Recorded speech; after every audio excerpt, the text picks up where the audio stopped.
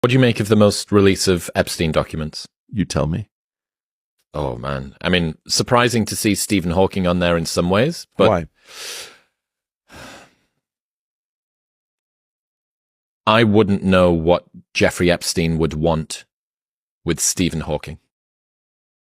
What are you assuming is so terrible about Stephen Hawking being in these documents? I didn't say that it was terrible. Okay. I'm Like that answer. That's interesting.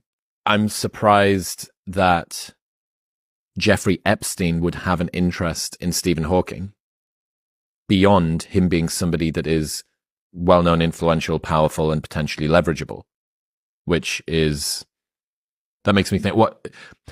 He took an interest in physics, and I don't know why. And you do. At least you have an idea about why he took an interest in physics, Jeffrey.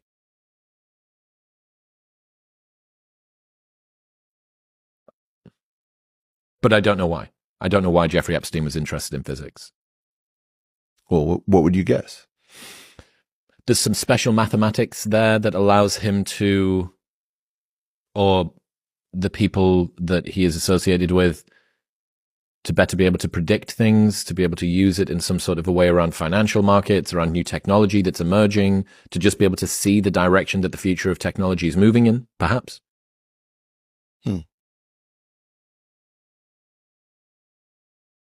You know more about this than me. Come on. Well, I'd go back to this conference that he held. I think it's 2006 or 2004, called Confronting Gravity. So he holds a conference. I don't think he holds it on this island, on his island. I think he holds it on St. Thomas, maybe. And this is entirely consonant with an earlier meeting that he had with me, where he wanted to know about what I was doing with mathematical physics. And I have to say,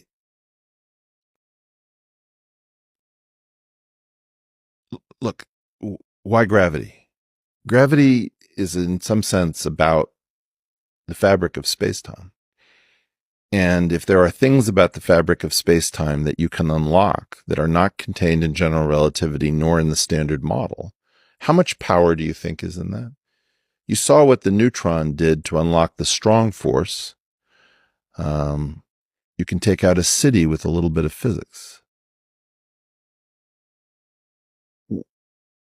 I'm going to turn this around, Chris, because we had a great dynamic the last time, and I want to see you play with ideas too. Tell me what you imagine might be the power beyond the standard model in general relativity. If we can already destroy all of humanity, albeit with some complications, you have to engineer a bomb. What do you think might be on the other side of the next great discoveries? Well, I mean, this gets into sci-fi and speculation around that probably fits the next Marvel series. They should use this as the tagline. I would guess things to do with being able to move across space. Okay. Wormholes, time. If there are other higher dimensions, if that allows you to access, if the multiverse theory holds, if that allows you to access different universes and to move between them. It might be limitless power. It could be limitless power in the form of energy. Could be limitless power in the form of travel. What if it allows you to control neutrinos in a new way? I mean, like, people don't think about neutrinos. It's very hard to send a particle through planet Earth unscathed, but neutrinos do it, right? So in some sense, if you were a sovereign nation, wouldn't you be focused on physics? I mean, look, here's the thing that I just don't understand. I'll be totally honest about it. Who isn't interested in this stuff? You have to be crazy to do what we're doing with physics. We're running physics into the ground.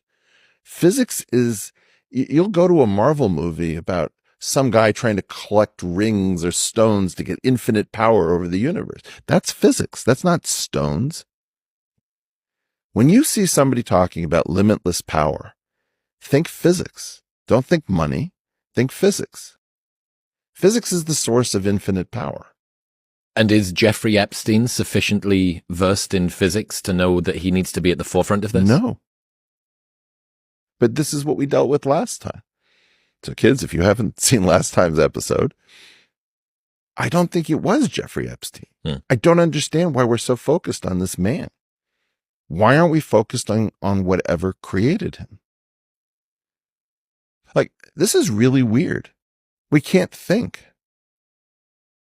Take half of all the time you spend thinking about Jeffrey Epstein, talking about Jeffrey Epstein, everybody talking about it, and spend half of that time saying, what do we think about whoever was behind Jeffrey Epstein? Whatever was behind Jeffrey Epstein is what I think cared about gravity, cared about space-time, cared about physics. And you get to use this supposed financier as a wedge to be able to start to break this open? Well, this is the thing. If I'm looking, there's a picture of Lisa Randall at this conference. Nobody's worried about the sexual depravity of Lisa Randall. This is stupid. Lisa Randall's an amazing physicist. He was interested in physics. Jeffrey Epstein, whatever he represented, cared about physics. Does that make you more or less nervous? Well, you have to appreciate, I have no idea why my country, the United States of America, doesn't care about physics anymore. It canceled the SSC in 1993. SSC? Superconducting super collider. It's bet the farm on string theory, which is completely not worked out. We're now in 2024. This is the 40th year anniversary of the Green-Schwarz anomaly cancellation, which basically handed the keys to the liquor cabinet of physics over to the string theorists. And they've been drunk on these stories about the first superstring revolution, the second superstring revolution, all these things that they're going to do, the theory of everything. And they just had a panel discussion at the World Science Festival with Brian Greene moderating between David Gross, Edward Witten, and Andy Strominger. And this thing is delusional. Why? I don't know. I mean, physicists I know are calling me up and saying, you're right, Eric. I can't believe how crazy this is, because they're pretending that they didn't flush 40 years